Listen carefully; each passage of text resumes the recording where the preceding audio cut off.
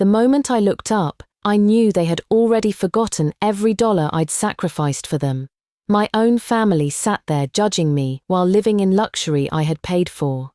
I scanned the circle of faces around me, my mother, father and sister, each showing everything from pity to disgust to barely hidden joy at watching me struggle. They loved this beautiful, bright home, but had completely wiped from their minds that 6 years ago, I gave $40,000 to fix the leaking roof and cracked walls. They bragged about Mum's successful flower shop, forgetting I had emptied my savings to give her $50,000 to start it. They glowed with pride about my brother graduating from that fancy university, ignoring that I had scraped together $60,000 for his tuition from my research money, dollar by painful dollar. As I reflect on these sacrifices, I realize this wasn't just about money, it was about the countless hours and personal dreams I put on hold. If my story resonates with you, or if you have your own experiences to share, I'd love to hear from you in the comments. Your insights and stories are what make our community vibrant. And if you're interested in more stories of personal triumphs and trials, consider subscribing to stay connected. 6 long years. $150,000. This wasn't just money, it was the result of working 2 teaching jobs at once, giving up countless weekends and holidays, and putting my own academic work on hold. I had saved every penny through pure determination. I gave up chances to attend important conferences in Europe and skipped buying lab equipment that could have boosted my research, all to fill the endless money holes in this family's budget.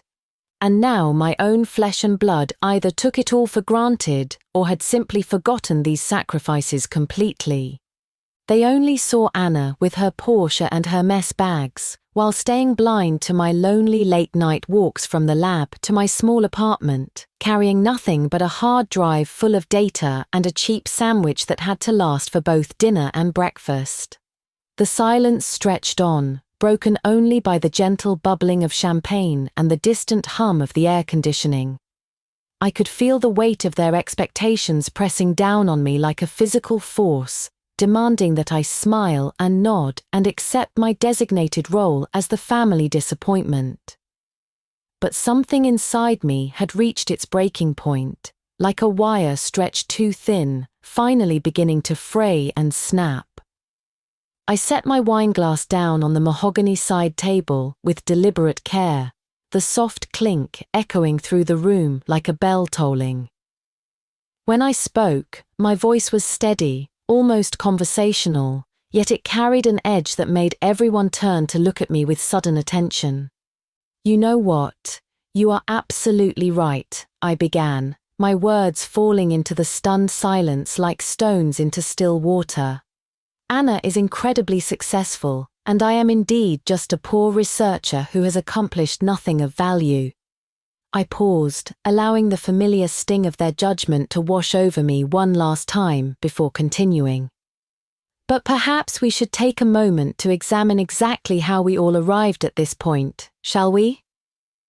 I lifted my head and surveyed the circle of faces around me, each wearing expressions ranging from pity to disdain to barely concealed satisfaction at my discomfort.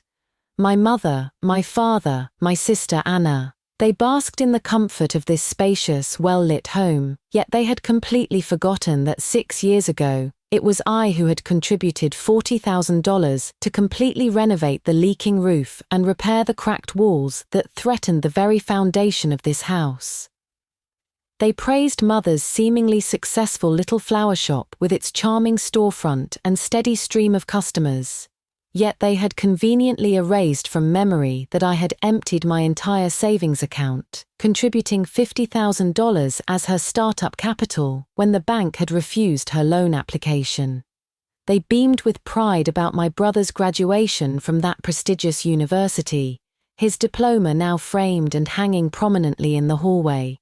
Yet they had forgotten that the $60,000 in expensive tuition fees had been scraped together, dollar by painstaking dollar, from my own meager postdoctoral research funds. 6 long years, $150,000. This money represented the fruits of working 2 teaching assistant positions simultaneously, grading papers until my eyes burned and my back ached from hunching over stacks of student exams.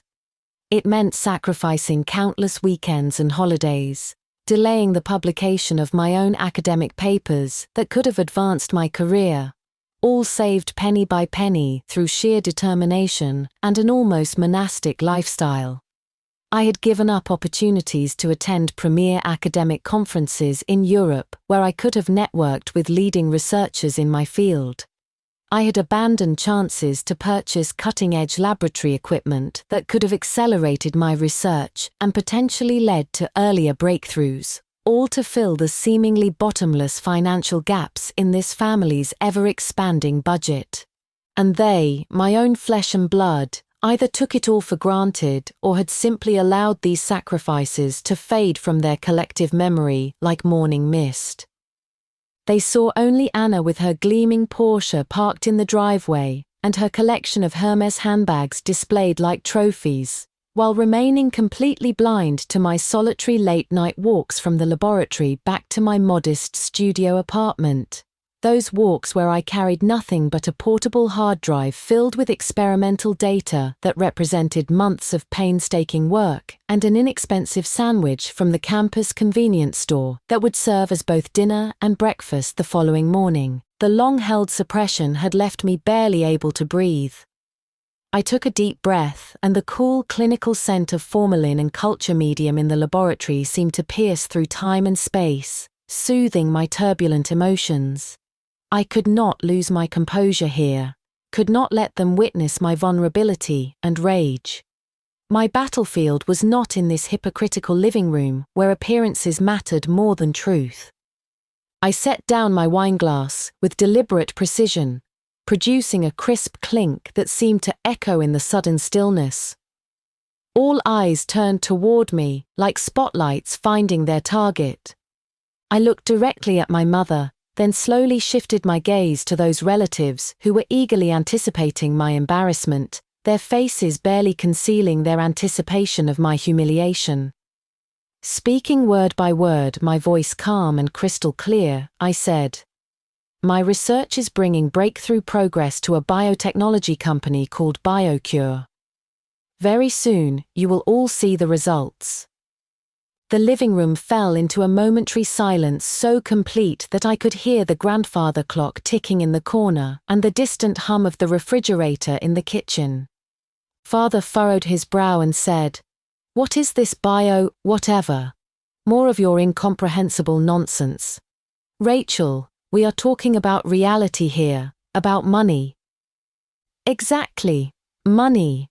I met his gaze directly, feeling the corner of my mouth curve into a cold smile that seemed almost foreign to me.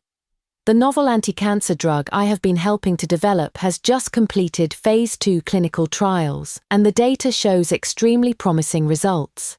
The preliminary valuation for this entire project stands at $500 million, and I am one of the core research personnel on this project. Having delivered these words, I no longer bothered to acknowledge the expressions that instantly froze on their faces like marble statues.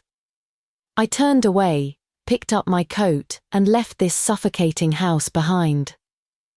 As the door closed with a decisive click, the cold night wind of Boston struck my face, yet I felt an unprecedented sense of liberation coursing through my veins.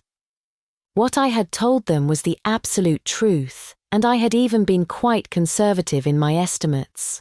Over the past 6 years, I had not merely been wasting time at school, as they so often accused me.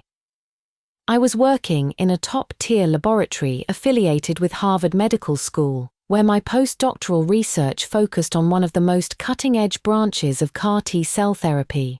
This field represented the very frontier of cancer treatment, where we were essentially reprogramming the human immune system to fight disease.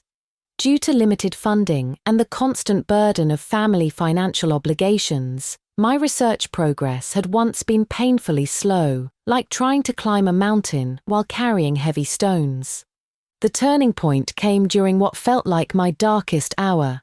BioCure, an innovative biotechnology company backed by industry veterans and venture capital, had taken a keen interest in one of my mentor's patents and my unique research approach. They invested substantial funding in our laboratory and established a specialized team, with me serving as one of the team leaders responsible for the most critical technical breakthroughs. After that pivotal moment, my life was divided into two distinct halves. During the day, I was a meticulous researcher in the laboratory, moving between powerful microscopes and carefully controlled cell culture incubators, processing vast amounts of data where each minute adjustment could determine the ultimate fate of an entire project. The work required absolute precision, as we were dealing with living cells that could hold the key to saving countless lives. At night, I would return to my modest studio apartment, facing the depressingly meager balance in my bank account and messages from family members that were invariably peppered with complaints about my choices and urgent requests for financial assistance. I remember vividly when my mother's flower shop faced a severe cash flow crisis that threatened to destroy everything she had built. She called me late one evening, her voice breaking with tears as she explained that her life's work was about to crumble. I stared at the hopeful, experimental data that had just appeared on my computer screen, showing promising results that could change everything. Yet I gritted my teeth and made a painful decision. I transferred all of my limited savings, along with the next quarter's living expenses, a total of $50,000, directly to her account. That night, with an empty stomach and an even emptier bank account, I slept on the uncomfortable couch in the laboratory's break room. The next morning, I was awakened by the bitter cold seeping through the windows. As the pale morning light streamed across those complex molecular structure diagrams scattered on my desk, I whispered to myself with determination, "Rachel, hold on just a little longer. The recognition will come, and so will the financial security. The right time simply has not yet arrived." I also remember vividly when my brother received his university acceptance letter. The entire family erupted in celebration, their joy filling every corner of our home. However, when they discovered the annual tuition amounted to tens of thousands of dollars, my father's expression immediately darkened. Anna quickly claimed that she had just purchased a new house and was experiencing financial difficulties. Once again, all eyes turned expectantly toward me. They seemed to assume that I, being the one still at school, would naturally have the fewest major expenses among us all. Without saying a word, I quietly paid his first year's tuition, then his second year's, contributing a total of $60,000. As a consequence, I was forced to abandon a planned international exchange program that would have significantly enhanced my professional credentials and opened doors to new research opportunities. These sacrifices pierced my heart like invisible nails driven in one by one. I shared the burden of these decisions with no one, not even my grandfather, who was the only person who truly understood and supported my aspirations. My grandfather had been a distinguished surgeon before his retirement and now lived peacefully in a quiet nursing home surrounded by gardens and gentle caregivers. Whenever I visited him, he never inquired about my salary or asked how much money I was earning. Instead, he would carefully ask about the progress of my research. He would put on his wire-rimmed reading glasses and study the printed drafts of my papers with intense concentration, his weathered fingers tracing over the complex charts and diagrams as if he were admiring a precious work of art. "Rachel," he once said to me, his voice filled with quiet wisdom, "money has its boundaries and limitations, but knowledge and the preservation of life are truly invaluable. Your work extends the length of human life and improves its quality in ways that matter deeply. This represents a glory and achievement that no amount of money could ever purchase. Do not allow those short-sighted people to influence your path or diminish your sense of purpose. My grandfather's words became the only guiding light that sustained me through countless lonely and difficult nights when doubt threatened to overwhelm my resolve. The confrontation at my mother's birthday party marked the final deadline I had established for myself. I had grown weary of endless explanations and self-deprecating justifications for my choices. From that day forward, I blocked most of my family members' messages and telephone calls, throwing myself completely into the final intensive phase of my work. The clinical trial data improved steadily with each passing day. Our experimental drug demonstrated remarkable effectiveness in patients with advanced stage cancer for whom traditional chemotherapy and existing targeted therapies had already proven unsuccessful. One patient who had been preparing to enter hospice care experienced what could only be described as a medical miracle when his tumor shrank dramatically after receiving our innovative treatment. When the final comprehensive report was generated, revealing an efficacy rate that far exceeded even our most optimistic expectations, the entire BioCure office erupted in spontaneous celebration. My mentor, a distinguished white-haired professor in his 60s who had dedicated his career to cancer research, embraced me with genuine excitement and declared, "Rachel, you have accomplished something extraordinary. You have changed the entire landscape of treatment possibilities." In that pivotal moment, I did not shed tears of relief or exhaustion. Instead, I experienced an enormous sense of peaceful joy that seemed to settle deep within my soul.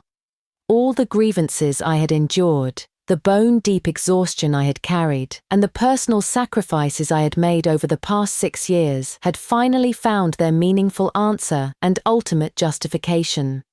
The real vindication arrived with a swiftness and force that exceeded even my wildest expectations. It began within the hallowed halls of the academic community itself. Our research findings had been carefully compiled into a comprehensive paper and submitted to Science, one of the most prestigious academic journals in the world. After undergoing just 2 rounds of expedited peer review, the paper was not only accepted but selected as a cover story, a distinction reserved for only the most groundbreaking discoveries. On the day of publication, my name, Rachel, appeared alongside BioCure in headlines that blazed across major technology media outlets spanning the globe. My email inbox became a digital avalanche of congratulatory messages from colleagues, former mentors, and even Nobel Prize laureates, whom I had once regarded with the kind of reverence typically reserved for scientific legends. Within weeks, an invitation arrived that took my breath away. The World Immunology Congress had requested my presence as one of their keynote speakers in Geneva, Switzerland, where I would present our research findings to an assembly of the world's most distinguished experts. This was the caliber of recognition that countless researchers spend entire careers pursuing, often in vain.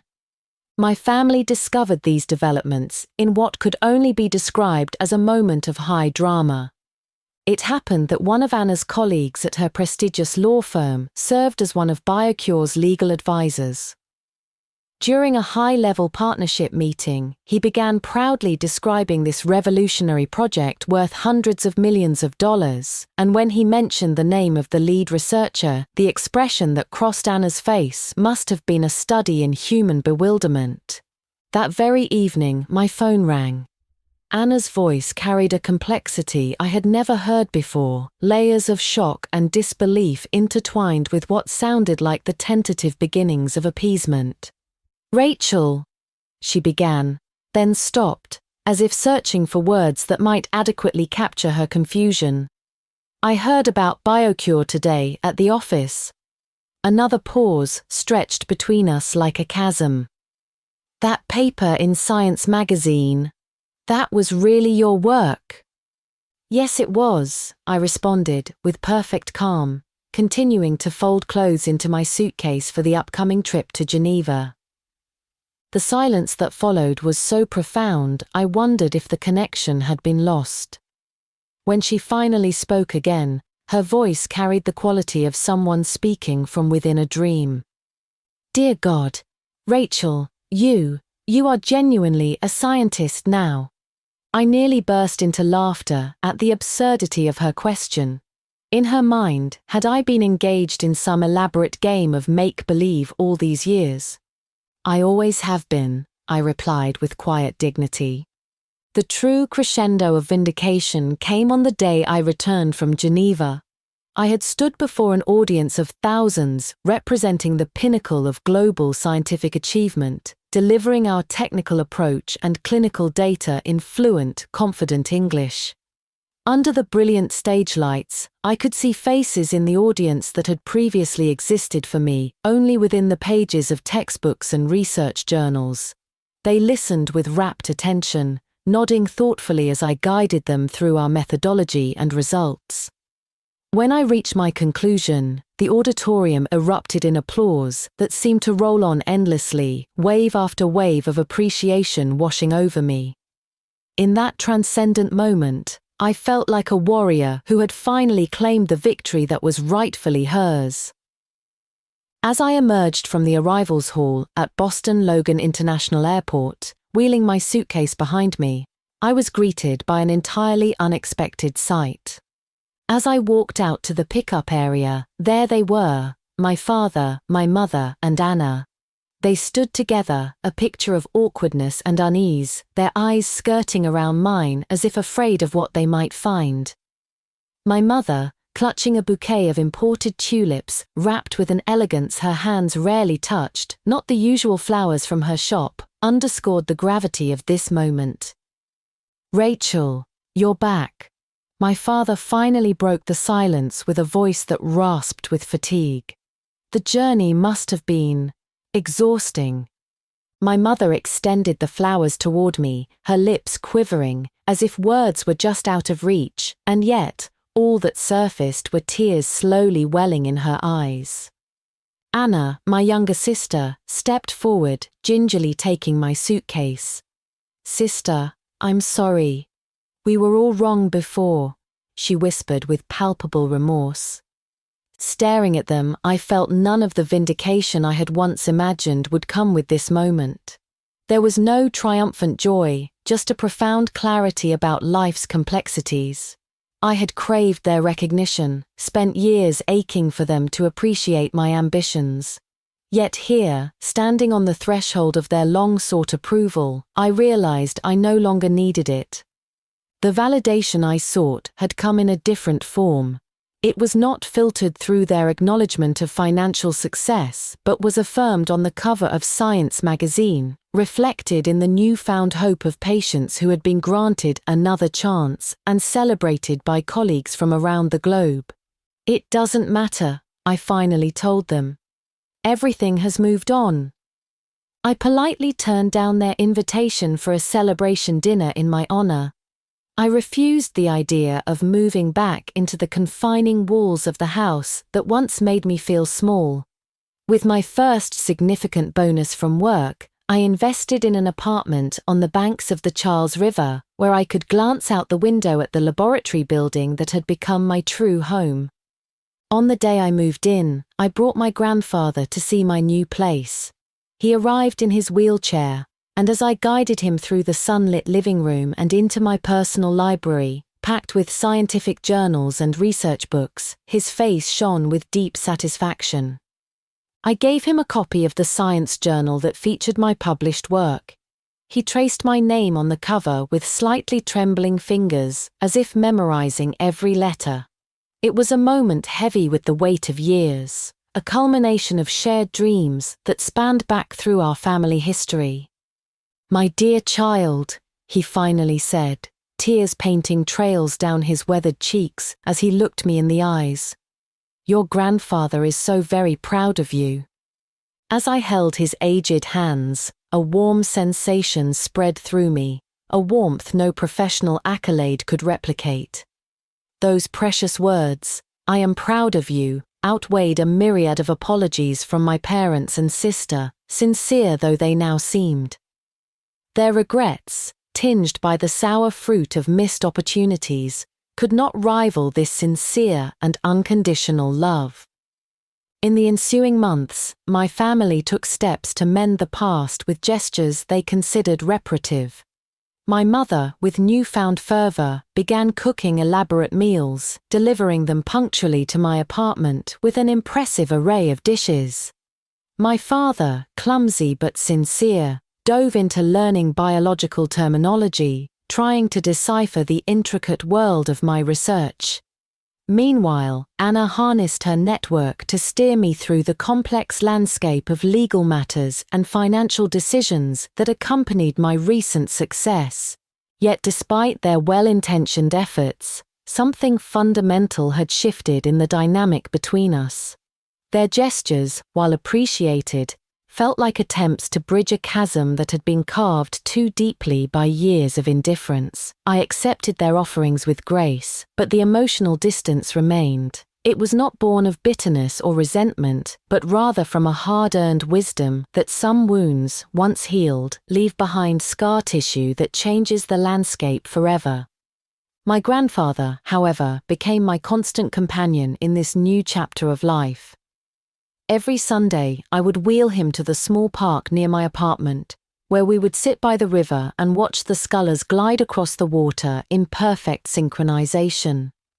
He would tell me stories of his own youth, when he had dreamed of becoming a teacher, but circumstances had forced him into factory work to support his growing family.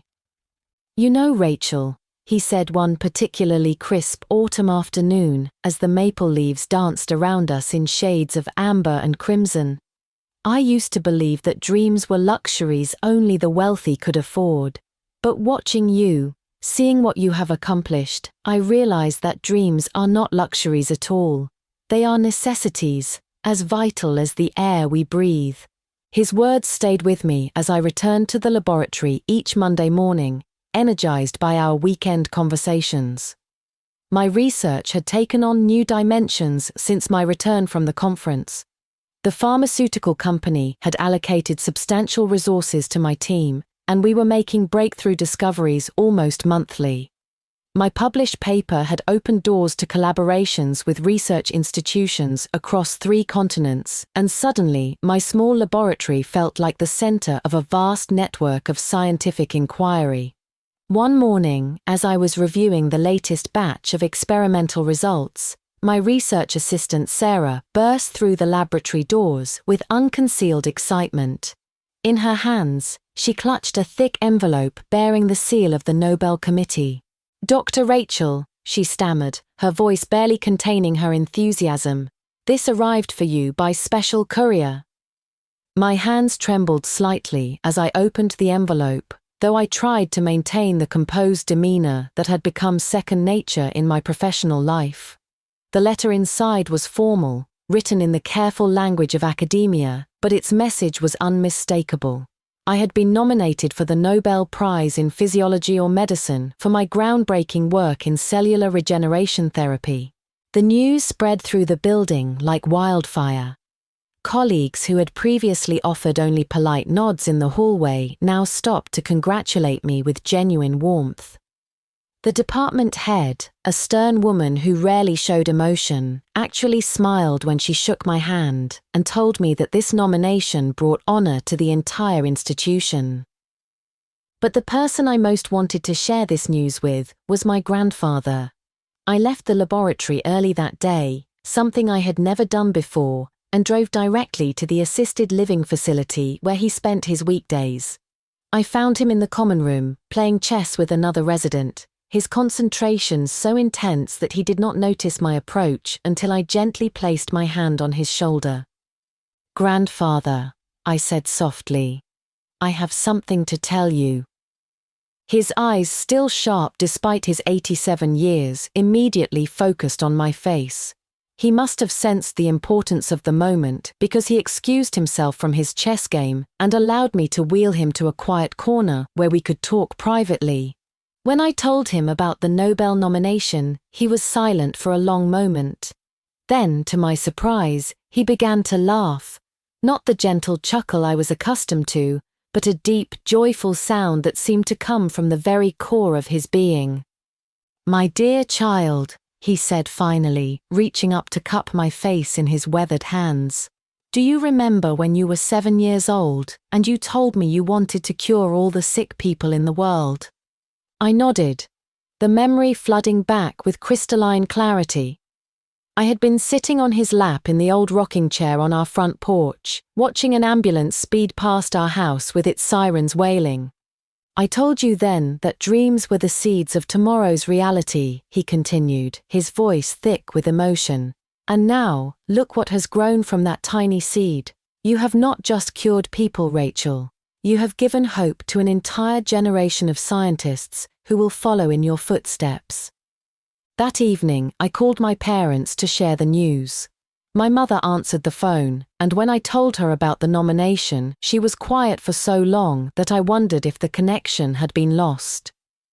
Rachel, she finally said, her voice barely above a whisper. I do not know what to say. All these years, I thought I was protecting you by encouraging you to be practical, to choose a safe path.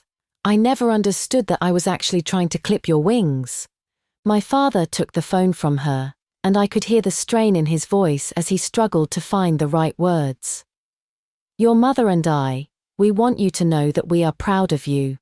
Not because of this nomination, not because of the money or the recognition, but because you had the courage to be true to yourself when we could not see your vision. Anna, who had been listening on another extension, added her own thoughts.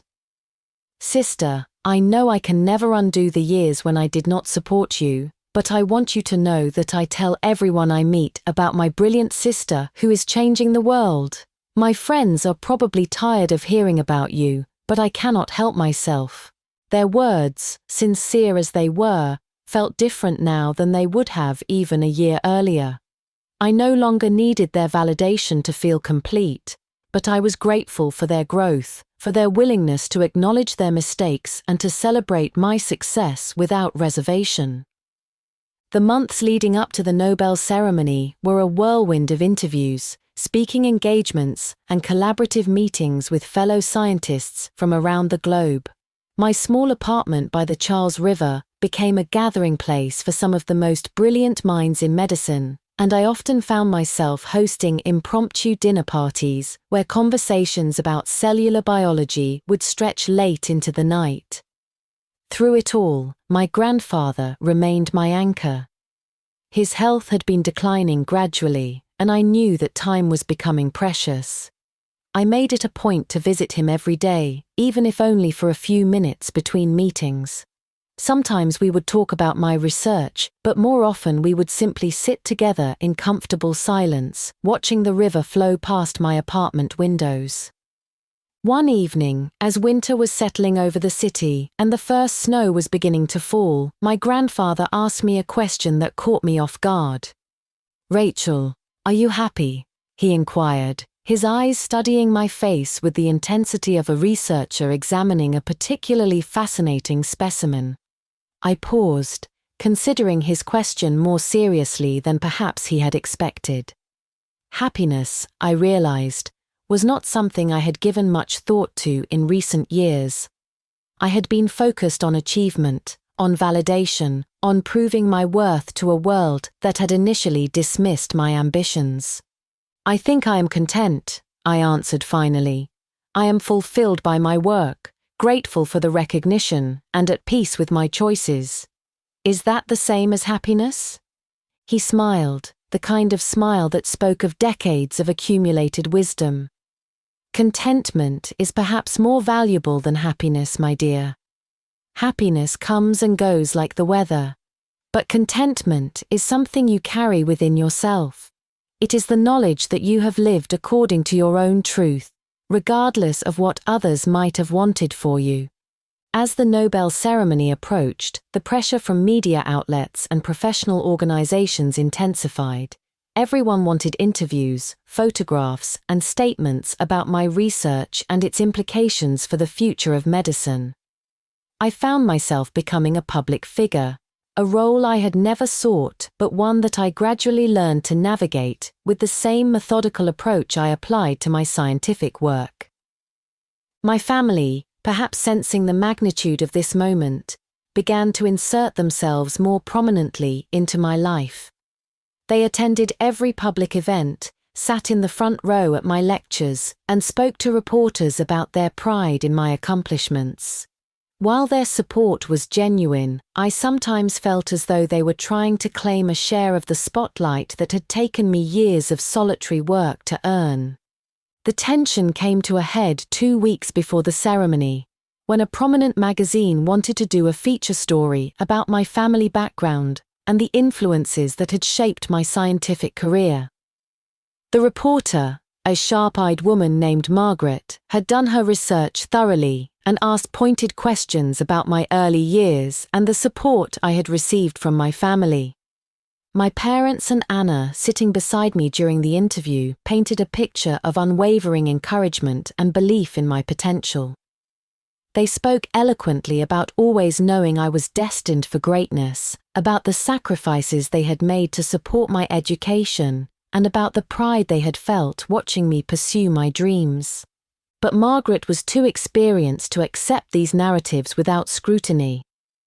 She had spoken to former teachers, family friends, and neighbors who remembered a different story. She knew about the years of discouragement, the pressure to abandon my studies, and the financial and emotional withdrawal of support when I chose to pursue my doctoral degree.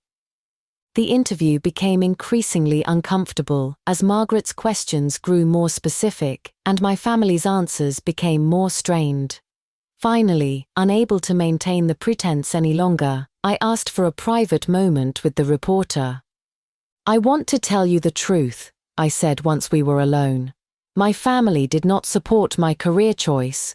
They actively discouraged me, cut off financial assistance, and made it clear that they viewed my ambitions as impractical and selfish.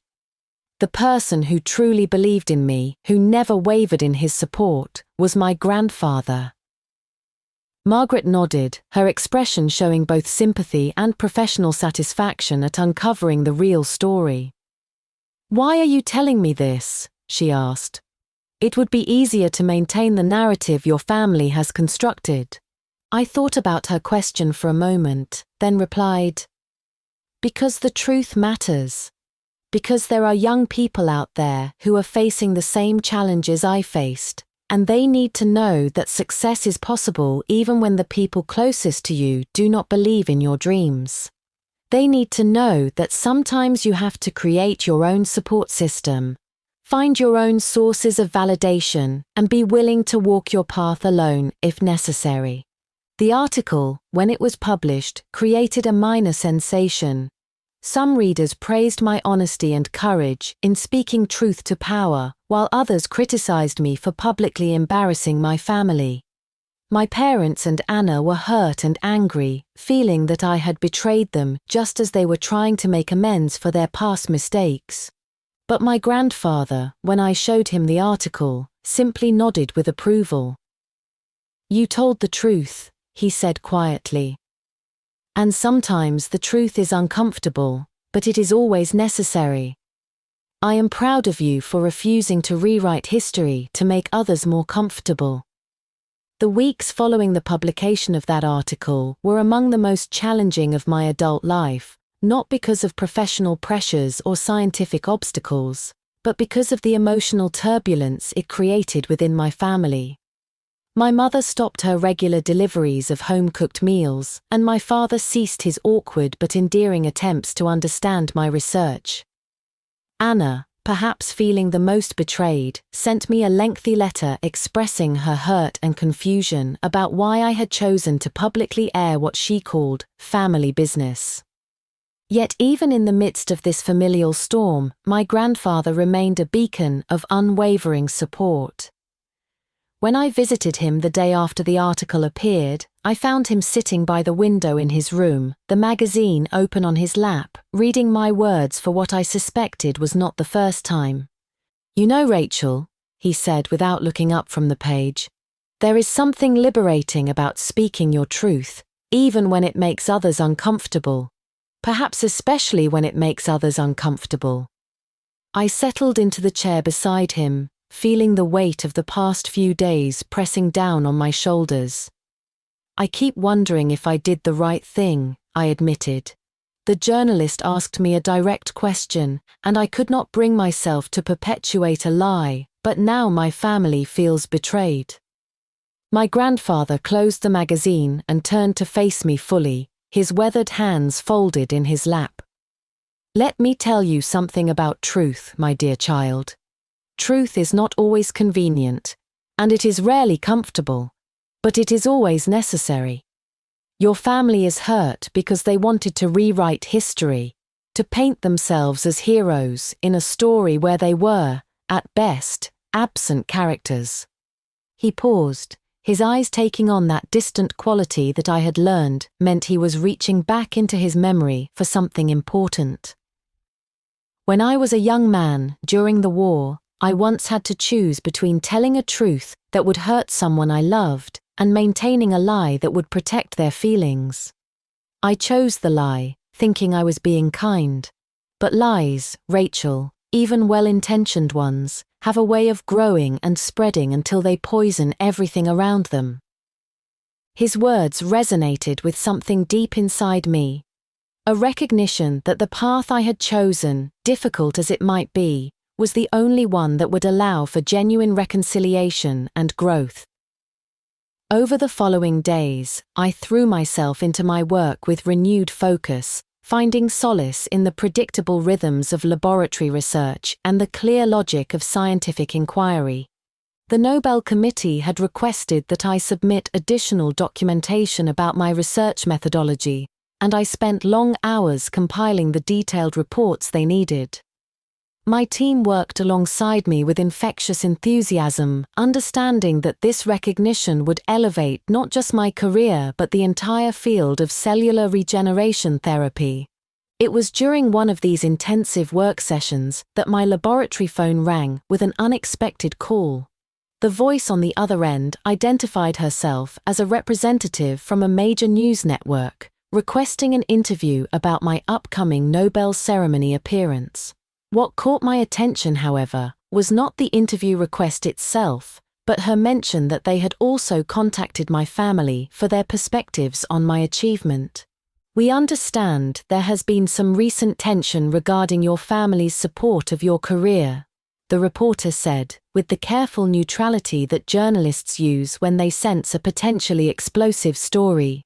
"We were hoping to explore that dynamic and perhaps get some responses from your parents and sister about the article that was published last month." I politely declined the interview, but the call left me deeply unsettled. The last thing I wanted was for my family's personal struggles to become fodder for sensationalist news coverage, especially so close to what should have been the crowning achievement of my professional life. That evening, I made a decision that surprised even myself. I drove to my childhood home for the first time since my return from the conference. The small house looked exactly as I remembered it, but somehow smaller, as if my expanded perspective had shrunk its significance in my life. My mother answered the door, her expression cycling through surprise, wariness, and something that might have been hope. "Rachel," she said simply, stepping aside to let me enter. The living room felt cramped after months in my spacious apartment, and I found myself noticing details that had been invisible to me as a child: the worn spots on the carpet, the faded photographs on the mantelpiece, the general air of making do with less than enough that had permeated my childhood. My father emerged from the kitchen, followed by Anna, and the three of them arranged themselves on the old sofa, as if preparing for a difficult conversation. I remained standing, partly because it felt more comfortable, and partly because I wanted to maintain some psychological distance. "I came to tell you that reporters have been calling about our family," I began without preamble. "They want to do stories about the tension between us, and I thought you should know before you decide whether or not to speak with them." My mother's face immediately showed alarm. "What kind of stories?" she asked. "The kind that sensationalize family drama for entertainment value," I replied honestly. the kind that would turn our personal struggles into public spectacle, just as I am about to receive one of the highest honors in my field. Anna leaned forward, her expression earnest. Rachel, we would never do anything to hurt your reputation or diminish your achievement. Whatever our differences, we understand how important this moment is for you. I studied her face, searching for any sign of insincerity, but found only what appeared to be genuine concern. I appreciate that, I said carefully, but I also want you to understand something.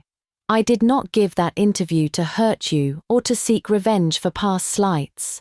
I spoke truthfully because lies serve no one, and because there are young people who need to hear that success is possible, even when your family does not believe in your dreams. My father, who had been silent throughout this exchange, finally spoke. Rachel, your mother and I have had many conversations since that article was published.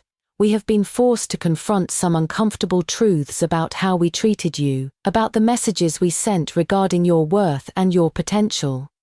He paused, running his hands through his graying hair in a gesture I remembered from my childhood. We told ourselves we were being practical, encouraging you to choose a secure path rather than chase what we saw as impossible dreams. But the truth is, we were afraid. Afraid that you would fail and be hurt. Afraid that you would succeed and leave us behind. Afraid that your ambitions made our own lives seem small and limited.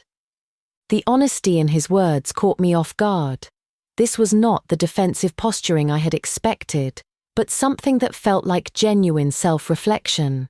My mother nodded, tears beginning to form in her eyes. I spent so many years worrying that I had not given you enough, she said quietly. Enough attention, enough resources, enough opportunities.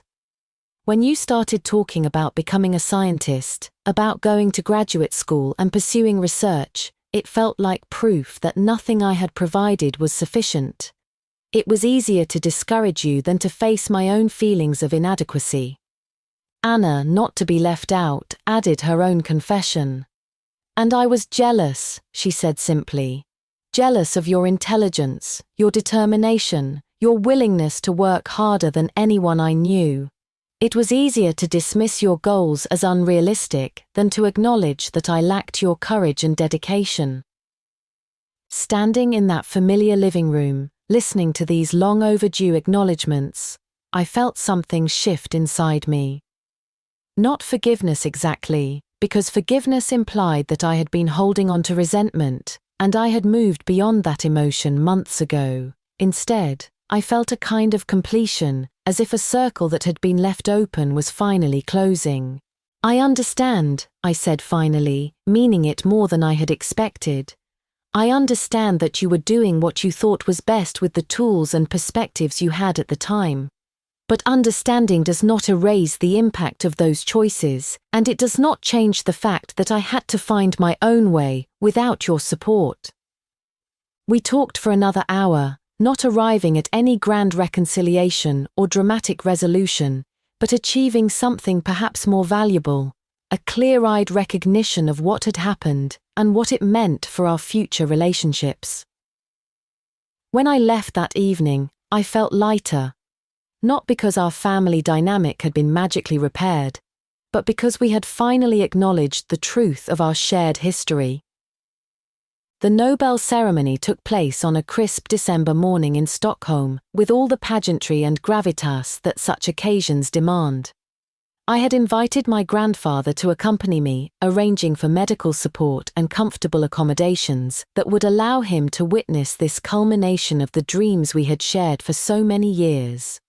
Watching him in the front row of the ceremony hall, dressed in his best suit and wearing an expression of profound pride, I felt a joy that transcended any professional achievement. When my name was called and I walked across the stage to receive the medal, I looked directly at him, and the smile that spread across his weathered face was worth more than all the accolades and recognition combined. My acceptance speech focused not on my individual accomplishments, but on the collaborative nature of scientific discovery, and the importance of supporting young researchers who dare to pursue ambitious goals. I spoke about the patients whose lives had been transformed by cellular regeneration therapy, about the colleagues who had contributed their expertise to our research, and about the mentors who had guided my development as a scientist. But I also spoke about persistence in the face of doubt, about the courage required to continue pursuing a vision when others cannot see its value, and about the responsibility we all share to encourage the dreamers and innovators who will shape our future. After the ceremony, as my grandfather and I sat in a quiet corner of the reception hall, he took my hand in his and spoke words that I will carry with me for the rest of my life. Rachel, when you were a small child, I used to watch you conduct elaborate experiments with kitchen supplies, turning our backyard into your personal laboratory. Even then, I knew you had something special, a way of seeing the world that was different from everyone around you. Today, watching you receive this honor, I am not surprised by your success. I am simply grateful that I lived long enough to witness the fulfillment of those early promises. He paused, his eyes bright with tears that he made no effort to hide. But more than your professional achievements, I am proud of the person you have become. You have maintained your integrity, spoken your truth, and refused to compromise your values for the sake of convenience or approval. Those qualities will matter long after the medals and recognition have faded into history. The months following the Nobel ceremony brought new opportunities and challenges. Research institutions from around the world offered me positions and collaborations. Pharmaceutical companies sought partnerships to develop new applications for my therapeutic techniques. Medical schools invited me to establish research programs and mentor the next generation of scientists. But perhaps the most meaningful development was the gradual rebuilding of relationships within my family. Not a return to some idealized closeness that had never really existed, but the construction of something new and more honest. My parents and Anna began attending my public lectures, not as proud family members claiming reflected glory, but as genuinely interested listeners seeking to understand my work and its implications. My mother started volunteering at a local hospital, working with patients who were participating in clinical trials for new therapies. Through this work, she gained a deeper appreciation for the human impact of medical research and began to understand why I had been willing to sacrifice so much to pursue my goals. My father enrolled in community college biology courses, not because he harbored any scientific ambitions of his own, but because he wanted to develop the knowledge necessary to have meaningful conversations about my work. His efforts were often clumsy and sometimes misguided, but the sincerity of his attempt to bridge the gap between us was unmistakable. Anna, in perhaps the most surprising development, decided to return to school herself, pursuing a degree in science journalism with the goal of making complex research accessible to general audiences. She often called me for guidance on articles she was writing, and gradually, our conversations evolved from stilted attempts at reconciliation to genuine exchanges of ideas and perspectives.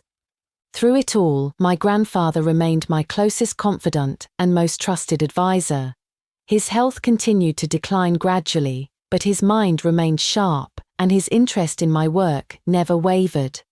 We developed a routine of meeting every Sunday afternoon, sometimes at his residence and sometimes at my apartment, where he would listen to my latest research updates and offer the kind of wisdom that can only come from a lifetime of careful observation and reflection. That's the end of our story for today. We hope you enjoyed this journey of love and vengeance. We'd love to hear your thoughts and reflections in the comments below. Your insights and perspectives are what make our community truly special. If you haven't already, please subscribe to our channel to stay updated on the next captivating tale from Love Vengeance. Each like and share helps us continue to bring you stories that resonate. Thank you for spending your time with us. Until next time, take care and keep those stories close to your heart.